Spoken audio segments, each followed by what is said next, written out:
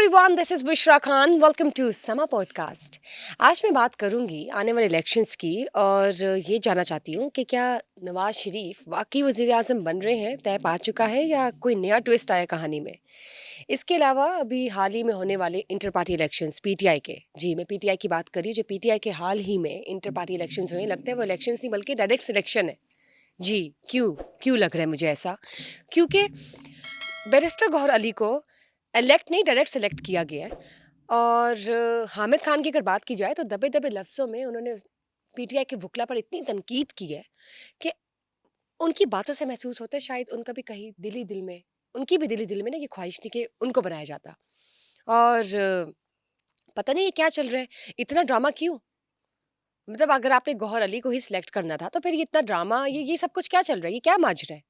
Obviously मैं जानूंगी हमारे bureau chief mister Naeem Hanif से। अस्सलाम वालेकुम। जी, अस्सलाम वालेकुम। कैसे हैं आप? अल्हम्दुलिल्लाह। मुझे ये बताइए, नवाज शरीफ साहब वजीर आजम बन रहे हैं या नहीं? आप क्या चाहती हैं? मैं तो न्यूट्रल हूँ। लगता नहीं है। मैं तो न्यूट्रल हूँ, आप मेरी ओपिनियन मत लीजिए, आप बताइए। न्यूट्रल कभी न्यूट्रल नहीं रहे तो आप कैसे न्यूट्रल हो सकती हैं? देखिए मैं तो न्यूट्रल हूँ। मैं बताता हूँ आपको, देखें, नवाज शरीफ चौथी मरतबा वज़ीर आज़म नहीं बन रहे।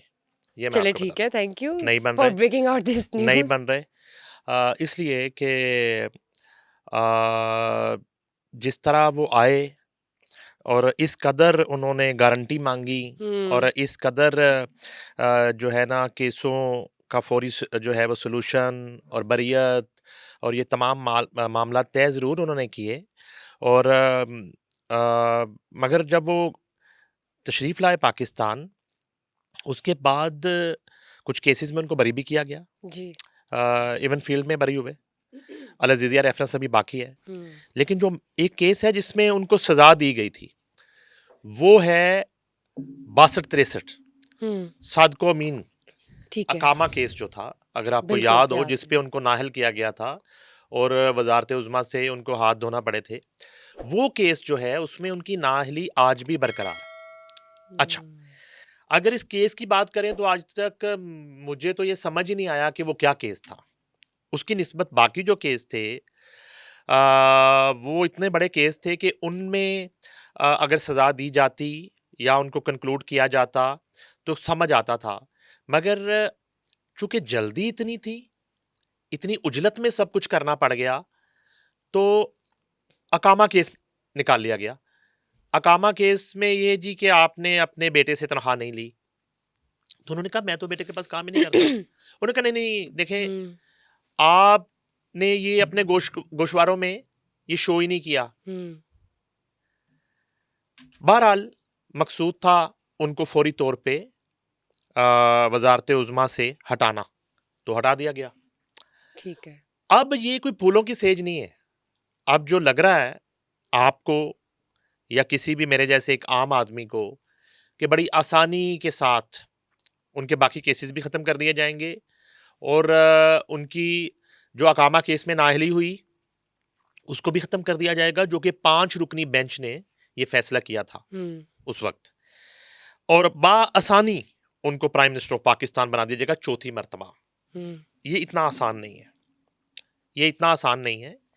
अच्छा, सवाल ये पैदा होता है, तो बन अगर कौन रहा वो है? नहीं है तो फिर कौन होगा? बन कौन रहा है? हुकूमत नून लीग ही की बन रही है। अच्छा, ये कंफर्म्ड हो गया है? जी, हुकूमत जो है, देखें, कंफर्म तो ये भी नहीं पता कि आप अगला पॉडकास्ट करेंगे या नहीं करेंगे। यानी अनसर्टेनिटी तो देखें, है ना। बाज़ का तो आप गुफ्तगू इस तरह की कर देती हैं कि नहीं पता चलता कि अगला होगा या नहीं होगा। वो तो लेकिन ठीक है, फिर देखें, बात करें अगर हम देखें, इलेक्शंस की। ये भी नहीं मैं बता सकता कि अगली सांस मुझे आएगी कि नहीं। अनसर्टेनिटी है ना, मैं समझती हूँ देखिए, आपकी बात। मैं बताता हूँ आपको, देखें, लेकिन उम्मीद पे दुनिया कायम है। हम्म। सिचुएशन थोड़ी सी ये है कि अ, शहबाज शरीफ नून लीग में वो वाहिद लीडर हैं जो बतौर प्राइम मिनिस्टर तमाम हलकों को सूट करते हैं। ठीक है। ठीक है, वो प्राइम मिनिस्टर बनते ही अच्छे बच्चे बन जाते हैं, हम्म। जिद नहीं करते बिल्कुल ठीक भी। है। ठीक है, सिग्नेचर करने की स्पीड उनकी नवाज शरीफ से बहुत तेज है, जल्दी जल्दी सिग्नेचर कर देते हैं हर समरी पे, हम्म। हर फाइल पे, रुकावट नहीं बनते। ठीक है। उनकी ज़िंदगी में फुल स्टॉप नहीं है, स्पीड ब्रेकर नहीं है। एफिशिएंट है। स्मूथ आदमी ठीक है, है, हाँ। बड़े इजी दोनों की नेचर्स गोइंग में है। ज़मीन आसमान का फ़र्क है। हाँ, ठीक है। नवाज शरीफ ने अपने तीनों अदवार में जो है ये अपने साबित किया प्रैक्टिकली कि वो अड़ जाते हैं चीज़ों पे, ज़िद्दी।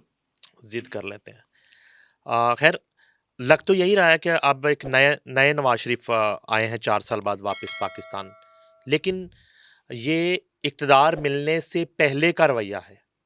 इक़्तिदार मिलने के बाद क्या होता है, क्या का रवैया रवैया हो, जो है वो बड़ा नो वन फ़र्क नोज़ अबाउट इट। ठीक एग्ज़ैक्टली। है।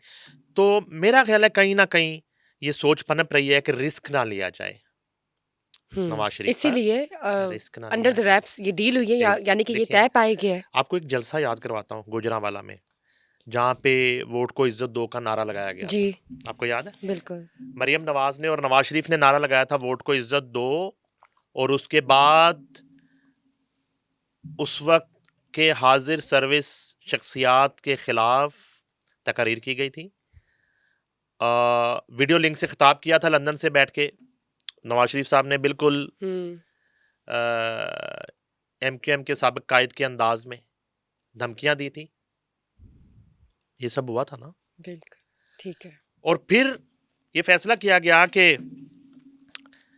आइंदा ना नवाज शरीफ को इख्तियार दिया जाएगा ना मरियम नवाज को। नवाज शरीफ तो चलें कहीं ना कहीं दौड़ में है, मरियम नवाज तो अब किसी दौड़ में नहीं है।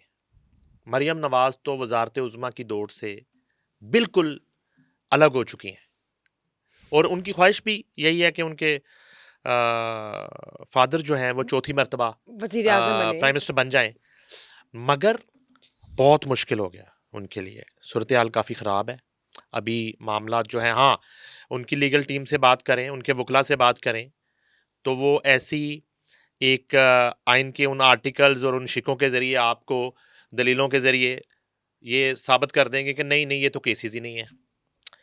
आप प्रोसिक्यूशन से बात करें तो आपको नताइज और मिलते हैं। आप PTI के वकला से बात करें तो उनके यहाँ आपको लगेगा कि ये नामुमकिन हद तक मुश्किल है कि चौथी मरतबा प्राइम मिनिस्टर बन जाएं मियां नवाज शरीफ। ठीक है।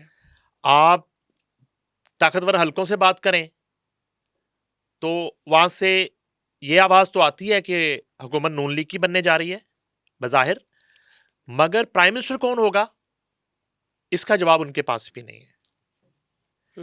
तो मेरी इत्तला है कि मियां नवाज शरीफ जो हैं शायद 2024 में अगर इलेक्शन हो जाते हैं, तो नवाज शरीफ वज़ीर आज़म नहीं बनेंगे। अगर इलेक्शन हो जाते हैं और अगर 8 फरवरी को ही इलेक्शन हो जाते हैं तो वज़ीर आज़म मैं नहीं बन रहे। आपसे माजरत चाहता हूँ मुशरा, मुझे दुख माफ तो कर मुझे लगता है देना, आपको ज़्यादा हो मुझे रहा है। माफ कर देना, सॉरी। नहीं, मुझे लगता है दुख आपको ज़्यादा हो रहा है उनके नहीं नहीं वज़ीर आज़म नहीं, ना बनने पे। देखिए अच्छा, और ये भी है ना कि शहबाज शरीफ जो है फिर वो फिर जाहिर है, ही इज़ जाहिर टेकिंग है, अप द सीट दिस जाहिर टाइम। है, जाहिर है, बेस्ट चॉइस ठीक है है। शहबाज शरीफ।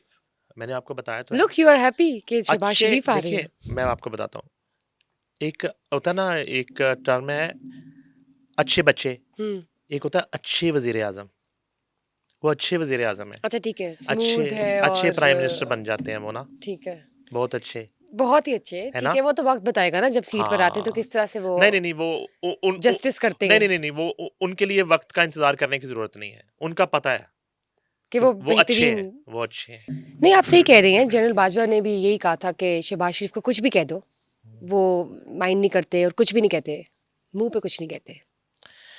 नहीं बहुत ही अच्छे देखें, हैं। उन्होंने वज़ीर आला पंजाब जब वो थे पंजाब में तो उन्होंने बहुत डिलीवर भी किया, पंजाब में उन्होंने बहुत डिलीवर किया। शायद वो जिस सूरत हाल में उन्हें ये हुकूमत का ढोल उनके गले में डाला गया, वो उस तरह से परफॉर्म नहीं कर पाए, और ज़ाहिर बात है तकरीबन 11-13 पार्टियों की एक हुकूमत थी, और एक उस तरह का मैंडेट आपके पास नहीं होता चीज़ें करने के लिए। मगर पंजाब में उन्होंने बड़ा अच्छा परफॉर्म भी किया बतौर वज़ीर आला पंजाब, और हाँ, नो उन्हीं के डाउट वो नक्शे किया कदम पे उन्होंने। ठीक है। जो है मौजूदा वज़ीर आला पंजाब चल रहे हैं मोहसिन नकवी, और बड़ी स्पीड से काम कर रहे हैं। आप देखती हैं लाहौर पूरा, आपको ऐसे लगता है कि यहाँ पे पहले लाहौर नहीं था, अब नया कोई लाहौर बन रहा है, सड़कें मैं खुदी हुई कैवलरी हैं। देख रही थी कैवरी बन गया है हाँ बिल्कुल। जी, अकबर चौक का भी इफ्तिताह हो गया है। बिल्कुल। मगर उसके साथ स्कैंडल्स भी कुछ सामने आना शुरू हो गए हैं। हॉस्पिटल्स की अपग्रेडेशन के नाम पे जो है वो यंग डॉक्टर्स ने इस वक्त वावेला शुरू कर दिया है कि उसमें अरबों रुपए की करप्शन हो रही है।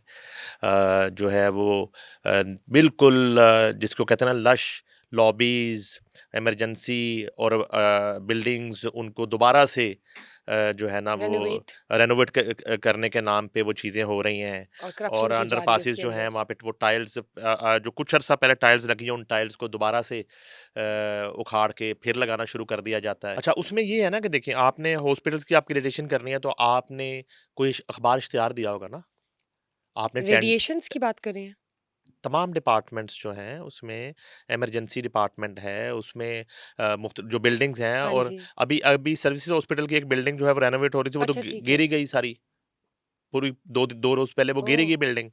इस तरह की कोई अजीब सी सूरत हाल हॉस्पिटल्स में चल रही है और वो बहुत जल्दी में है चूँकि वो चाह रहे हैं कि दिसंबर से पहले-पहले जितने मंसूबे हैं 30 दिसंबर से पहले-पहले उनको कंप्लीट कर लिया क्यों जाए, चाहे इतना वो इतना अंडरपासेस टाइट हैं। टारगेट क्यों रखा हुआ है अपने लिए? आई डोंट नो कभी भी निगरान हुकूमत तो इस तरह के इस तरह की नहीं करती, तामीराती काम, नहीं ट्रांसफर करती। पोस्टिंग्स और इतना जो है ना एक रेगुलर एक सेटअप की तरह काम नहीं और इतना करती। टाइट स्केड्यूल अपने आप को इतना हाँ, प्रेशर में रखा हुआ है सबके मतलब एग्ज़ैक्टली। क्या एजेंडा है इसके पीछे? क्या देखिए इनका स्ट्रैटेजीज़ है? इनका काम तो सिर्फ़ निगरान गवर्नमेंट का काम तो सिर्फ़ साफ़ और शफ़ाफ़ इलेक्शन का इनेकाद करना होता जी, है कि आपने आइंदा इंतख़ाब करवाना और आपने खुदा हाफ़िज़ कह के घर चले जाना। जी।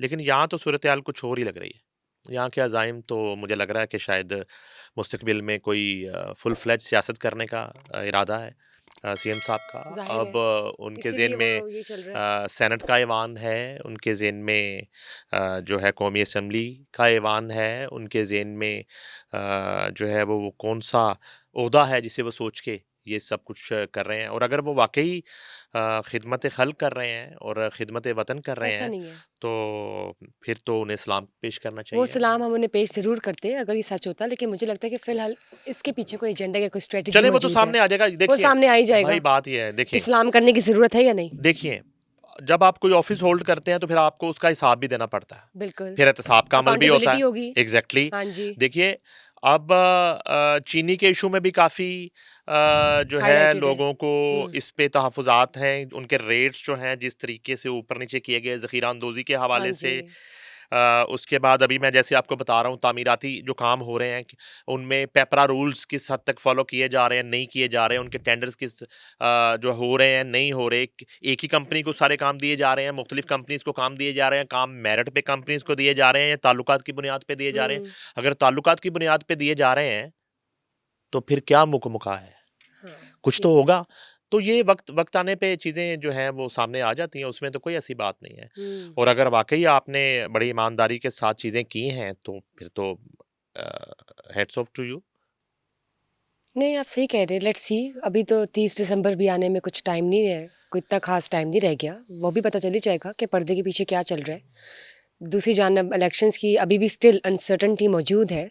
अगर हुए तो नवाज़ शरीफ जो है वज़ीर-ए-आज़म नहीं नहीं देखिए, बन रहे। मैं उस इसमें अगर अगर का जो है ना वर्ड आप ना इस्तेमाल करें। मतलब यू थिंक देखिए कि इलेक्शंस हो रही हैं? देखिए, मेरी बात सुनें, पैमरा ने इस हवाले से बड़ा क्लियरली एक ऑर्डिनेंस जारी किया हुआ है कि आप इलेक्शन के होने ना होने को वो ना करें, कन्फ्यूज़ ना करें। मतलब हो रहे हैं, हम तो ये कह हाँ, दें। और मुझे पता है पैमरा से बहुत डर लगता है। आपको लगता है तो डर पैमरा से? अच्छा, मुझे बहुत डर लगता है। Good to know. हाँ, एग्ज़ैक्टली। और सही है, सुना है कि सही है। अदालत उज़्मा ने भी शायद इस तरह की कोई बात की है। सुनने में आया था कि इलेक्शन को होने ना होने के सेंस में मुतनाज़ा ना बनाया जाए। ठीक है, एक इदारों की रिस्पेक्ट भी होती है। डरते-डरते तो हम किसी से नहीं हैं, अल्लाह हुँ, ताला की ज़ात के अलावा। बिल्कुल। हमने डिक्टेटर्स के खिलाफ भी बात की है, हुँ, मार्शल लॉज़ में भी बात की है, हुँ, वो तो हम करते रहेंगे। ठीक है। न्यूट्रल्स अगर अच्छा काम कर रहे हैं, तो हम उनकी तारीफ़ करेंगे और अगर नहीं कर रहे, तो फिर हम तारीफ़ तो नहीं करेंगे ना। मसला ये है कि अ, एक अजीब-सी आरा सामने आ रही होती हैं कि कोई गैर मुल्की सरमायाकारी जो है वो शुरू हो गई है।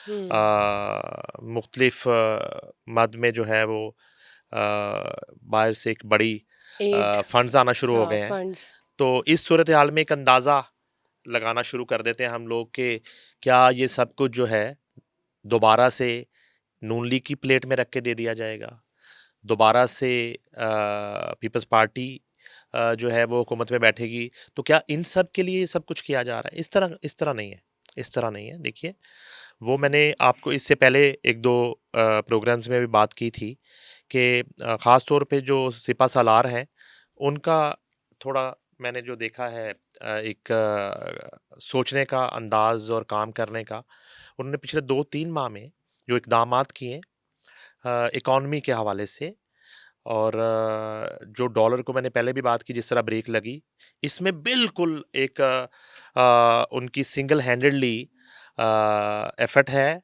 जिसको हम जो है वो मैं स्टोरीज भी कर चुका हूँ इसके ऊपर, किस तरीके से उन्होंने मैनेज किया और माफियाज को जो है वो लगाम डाली, गिरफ्तारियां हुई और अरबों डॉलर जो है रिकवर किए गए, और सबसे बड़ी बात यह कि डॉलर्स की स्मगलिंग को जो है वो रोका गया।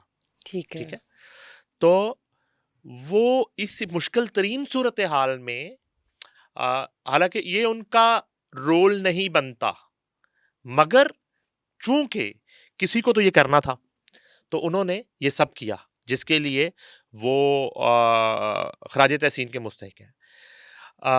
अच्छा, अगर इस सूरत हाल में वो इलेक्शन नहीं करवाते तो फिर क्या होगा? फिर ये सेटअप कंटिन्यू करेगा या कि इलेक्शन करवाने ही नहीं है आपने? अगर इलेक्शन नहीं करवाने तो फिर क्या टेक ओवर करना?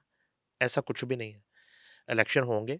हाँ, ज़्यादा से ज़्यादा ये है कि अगर फेब में नहीं टेक्निकल होंगे वजूहात पर या कोई ऐसा रीज़न बना के अगर आप फरवरी पे नहीं करवा पाते, तो अगस्त तो तक चले मार्च जाएंगे, में जो है वो रमज़ान है और अप्रैल में करवा लेंगे आप। अप्रैल में या मैक्सिमम अगस्त तक चले अप्रैल में जाएंगे। करवा। हाँ, एक चीज़ है कि हमारे जो शुमाली इलाका जात हैं, वहाँ पे फरवरी के महीने में बहुत ठंड और एक बर्फ़बारी का समा बहुत से जी गिलगित बल्तिस्तान में और पीक पे है, हाँ बलूचिस्तान जी के सर्दियाँ तो पीक मुख्तलिफ पे इलाकों होती है। में ये थोड़ा-सा एक डिफ़िकल्ट टाइम ज़रूर है इस हवाले से भी, जी कि तमाम जो लोग हैं उसमें पार्टिसिपेट नहीं कर सकेंगे, टर्न आउट उतना बड़ा नहीं होगा, जितना ठीक है। होना चाहिए। हाँ तो ये थोड़ी-सी चीज़ें हैं, शायद इन पे कुछ दिनों में बात शुरू हो जाए। टेंटेटिव डेट फिर मेरे से लगता है कि अभी फिर 8 फरवरी को मैं टेंटेटिव डेट ही समझू, क्योंकि मुझे तो खुद महसूस होता है कि ये हो सकती है। नहीं, आप 8 फरवरी के फ़ौरन बाद आप बैरून मुल्क जाना चाहती हैं? जी आप अमेरिका सेटल हो रही हैं? आप ऑस्ट्रेलिया जा रही हैं? कहाँ जा रही हैं? आपको क्या मसला है? मैं देखिए अगर आपकी फ़्लाइट है फ़ौरन 10 फरवरी की आपने करवा ली है, तो फिर हम 8 फरवरी को इलेक्शन करवा देंगे। 8 को करवा दें, मैं तो कहती हूँ हो जाए ना फिर मेरे होते हुए, क्योंकि बाद में फिर मैं बिजी हो जाऊंगी अच्छा, ठीक है। और मेरे होते हुए पता है मुबारक होगा, एक अच्छी पार्टी आ जाएगी। अच्छा, मैं चली गई तो फिर मुल्क का क्या बनेगा? आप मुस्लिम लीग नून के बारे में बात कर सकती हैं, उन्होंने काम जिन्होंने बहुत किया है, आई 10 डोंट डिनाई दैट। 35 ईयर जिन्होंने नहीं उन्होंने बहुत काम हुकूमत की। किया है। पीपल्स पार्टी पे आप कर सकती हैं। एक पार्टी ऐसी जिसने अभी उनको इक़्तिदार मिला ही नहीं, उन्हें मौका ही नहीं मिला ना डिलीवर करने का, ना परफ़ॉर्म करने का, और आपने जो है ना उनको भी रगड़ा लगा दिया। आईपीपी का क्या कसूर है? आईपीपी तो अभी बनी है। मैं तो चाहती हूँ आईपीपी आई आए, बिल्कुल मैं भी चाहता हूँ। ताकि पता उस चले ना कि देखें, आईपीपी भी क्या कर सकती है क्या नहीं कर सकती, उनको आईपीपी मौका में मिले, बड़े विज़नरी लोग हैं, नई बड़े पार्टी को ज़रूर मौका बड़े मिले। एक्सपीरियंस लोग हैं। हाँ जी, इस हक में मैं हूँ। मैं ये नहीं चाहती कि एक चीज़ रेपिटेटिवली हो रही हो। एक नई पार्टी अगर आना चाहती है, अपना मौक़िफ़ रखती है सबके सामने, तो उसको ज़रूर मौका दिया जाए। जैसे एक नए स्टूडेंट को आप क्लास में मौका देते हैं, it's okay, there is no harm in it. लेकिन मैं इस चीज़ को भी डिनाई नहीं करती कि नून लीग ने क्या काम किया, क्या नहीं किया। लेकिन अभी आप देखें ना कि पाकिस्तान की बेहतरी के लिए कौन आ रहा है और एक दूसरे के मुकाबले में कौन आ रहा है। There is a difference between two things, there is a huge difference and there is a very thin line.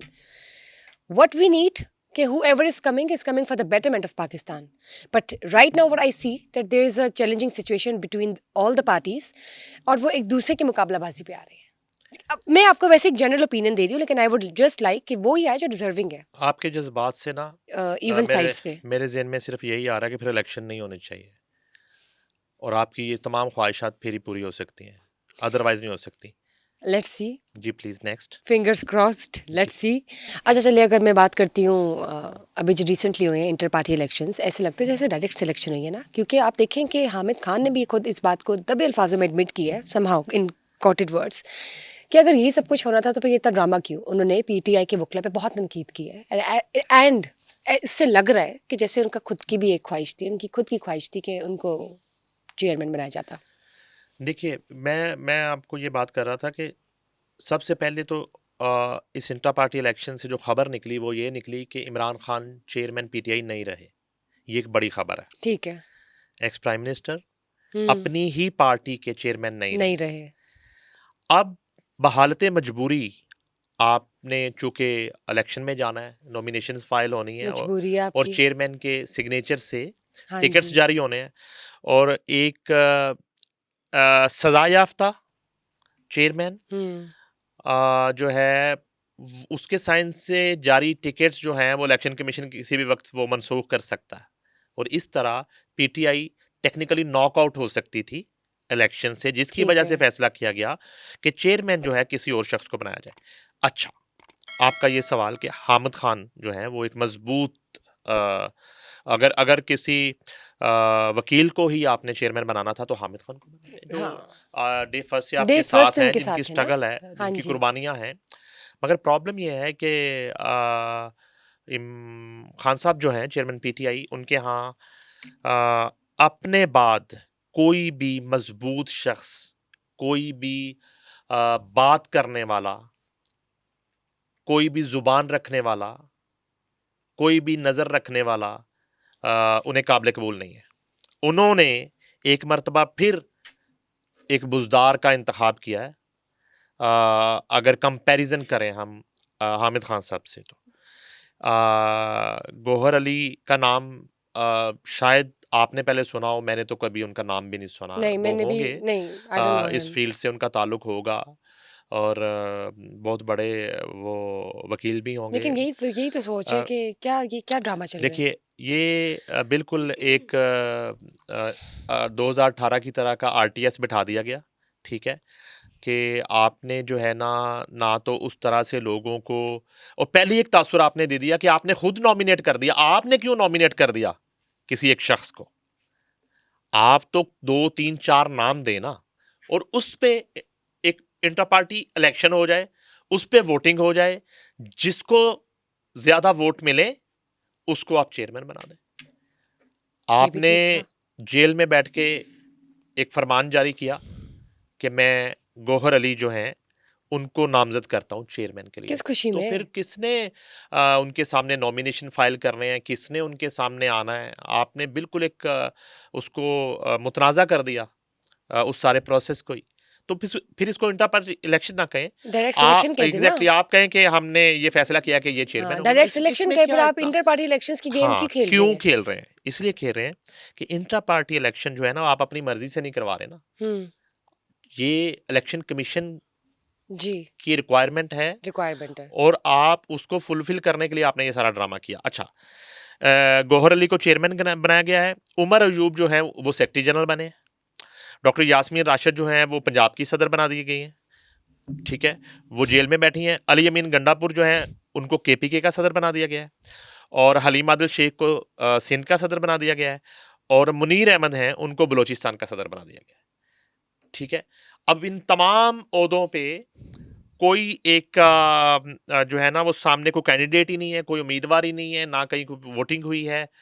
एक लिस्ट बना के अडयाला जेल से जो है वो भिजवाई गई है मोहतरमा के हाथ, और उन्होंने आके ये फैसला सुनाया है कि ये जो है पूरे पाकिस्तान की एक बॉडी, पीटीआई का एक हाँ जी। ढांचा ये होगा, और वो अनाउंस कर दिया गया है। तो वही जो मैंने पहले भी आपसे, हाँ, अभी कुछ अरसे में अगर मैं आपको ये कहूं कि अगर इंटर पार्टी इलेक्शन वो क्लेम करते हैं, तो इंटर पार्टी इलेक्शन तो बढ़ गया।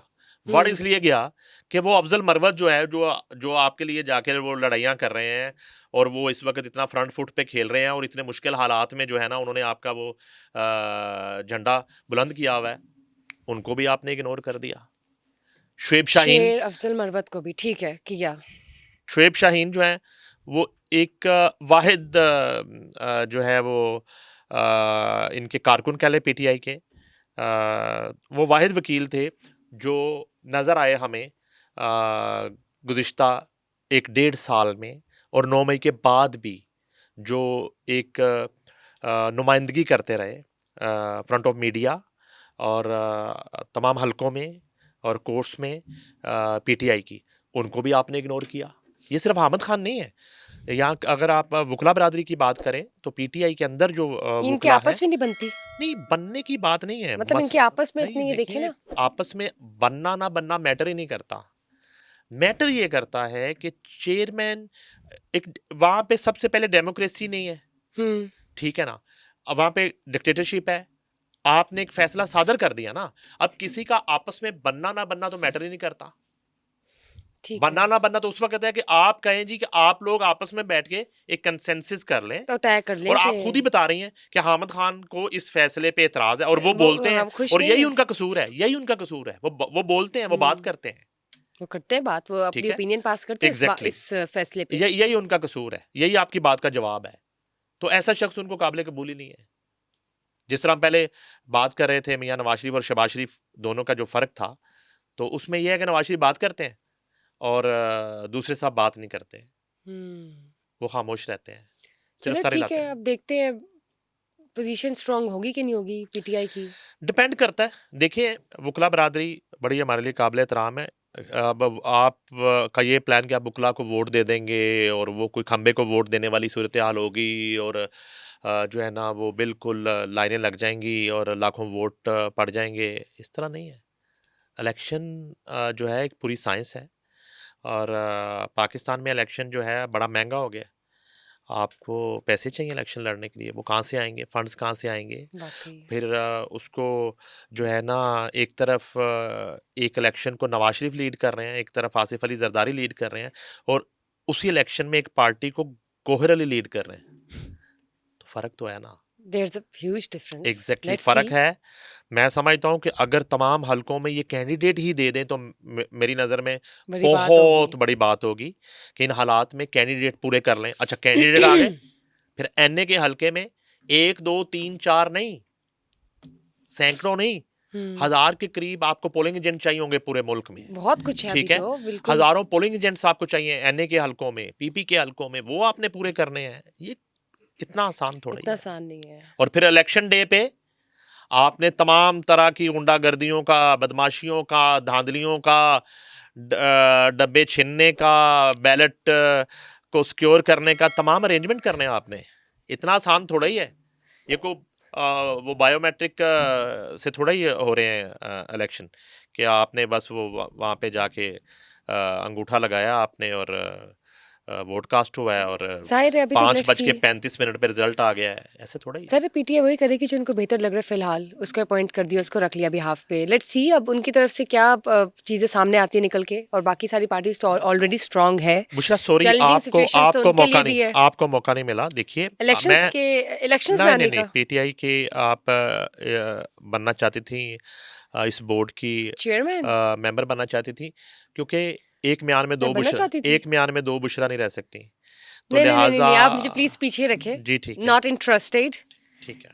चलिए लेट्स सी क्या होता है। It's not a piece of cake, it's quite tough. It's intra party elections के नतीजे में देखते हैं कि पीटीआई जो है वो बल्ले का निशान होल्ड कर सकती है या नहीं कर सकती। Thank you for your time today as well, and of course thanks to you guys as well for watching us today.